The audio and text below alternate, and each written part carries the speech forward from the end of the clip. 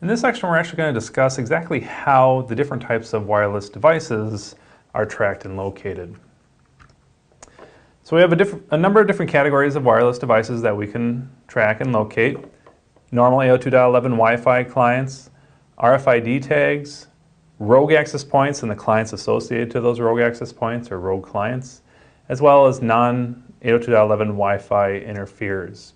Now it's important to remember on the Mobility Services Engine, not all of these are actually being tracked by default. Only the AO2.11 clients as well as the RFID tags are.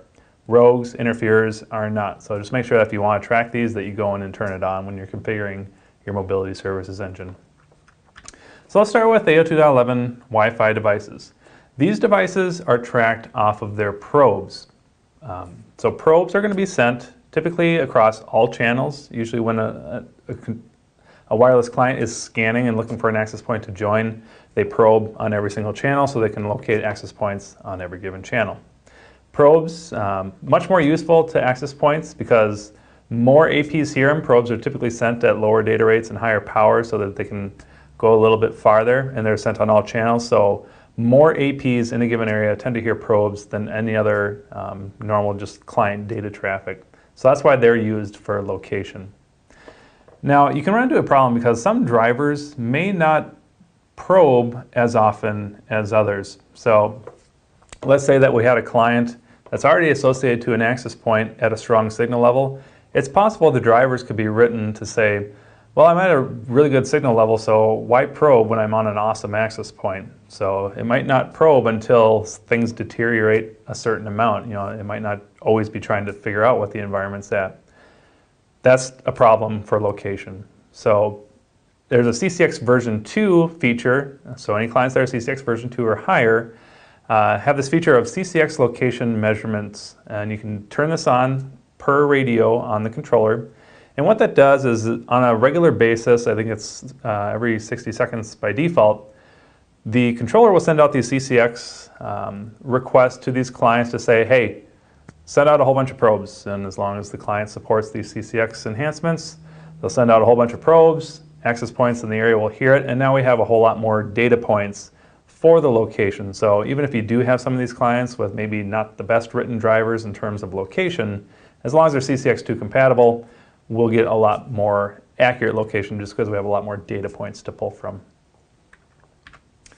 Next we have RFID tags. Now we have two types of RFID tags, passive and active. Cisco does not support passive because they don't typically operate in an AO2.11 fashion. Active tags will have batteries and operate typically in the 2.4 gigahertz spectrum. Now there could always be tags operating at 5 gigahertz, but for the exam, just assume 2.4 gigahertz. Tags supported on the Cisco networks will specifically be sending 802.11 wireless frames that the APs are sort of pre-programmed to recognize. So they're sending it, I believe, to a specific MAC address or range of MAC addresses that the APs are set to understand this is an RFID frame. They don't actually associate up to access points. Now there might be some tags that do, but again, for this exam, assume tags are not associating up to access points. They're just sort of sending these beacons typically on some sort of a regular basis and across one or possibly multiple channels, however the tags are going to be configured. Usually they're at low data rates and high power, so they go as far as possible and can be heard by as many access points as possible, which is a good thing when it comes to location. We want as many data points as we can as we do these location calculations. Inside these tag frames, you can have one or multiple pieces of information. Almost every single time they're going to have the MAC address of the tag. This is really the unique identifier, so I can figure out, one tag is different from the other based off of the MAC address. So that's always going to be there. But in addition to that, we can get some extra stuff. Battery status. Obviously, if we have a whole bunch of tags out there, we want to know if they're running low on batteries, especially if it's a very important tag, so that we can replace it before it actually dies. Temperature, there's some tags that actually measure temperature and report that information. For instance, I know a lot of hospitals, they'll use these in their freezers or coolers so they can tell if their expensive chemo drugs or whatever are staying at the appropriate temperature so they don't lose hundreds of thousands of dollars worth of drugs just because something happened to the fridge. Emergency status. Some tags have a little emergency button on them, so if you push the button, it sends out a frame with the emergency status enabled, or some tags can actually detect if they've been removed from whatever object they were associated with, and then they can send out emergency status with that. In addition to that, there can just be a plethora of just any proprietary information that the tag providers put in the frame, so just about anything and everything could be in there, but these are some of the more popular things that you might see. In addition to just doing normal tag location based off of these regular beacons or frames that they're sending out, we can identify tag locations based off of choke points or exciters. You might hear them referred to as both. Now what these are is we actually have a device emitting a field, so it's the choke point or the exciter.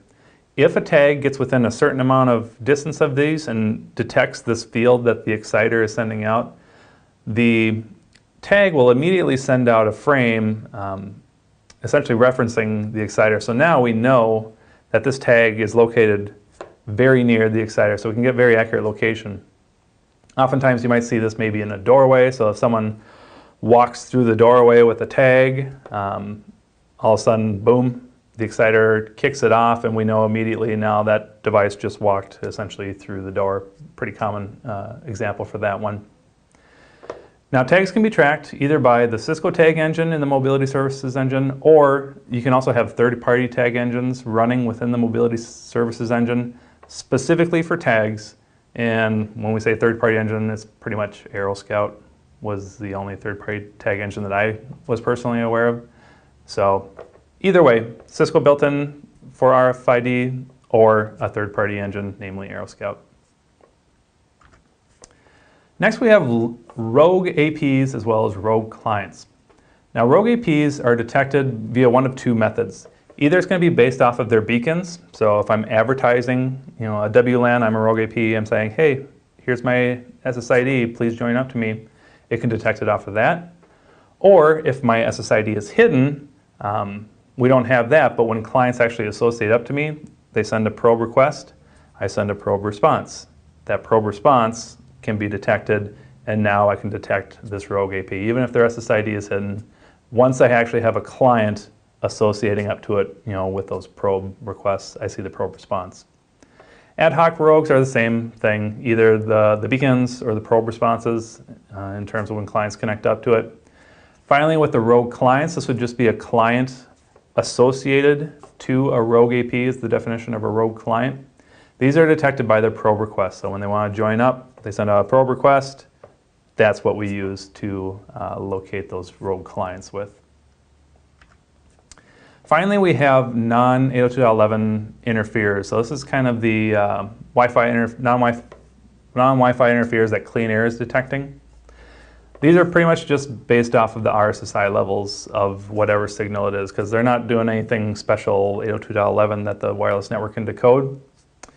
It does require Clean Air access points to detect these, otherwise normal non-Clean Air access points don't have the ability to detect these sources of non-Wi-Fi interference. So for us, that means 3500 series APs for this exam.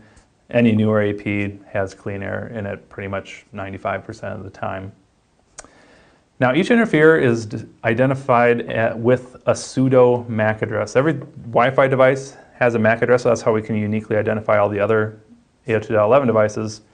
We don't have that here, so we just sort of create one when we identify it. So now we have the pseudo MAC to uniquely identify all the non-Wi-Fi interferers in our network. And in order to detect these across all channels, you pretty much need to have a Clean Air access point in monitor mode. Monitor mode APs are the only APs that can detect interferers on all channels.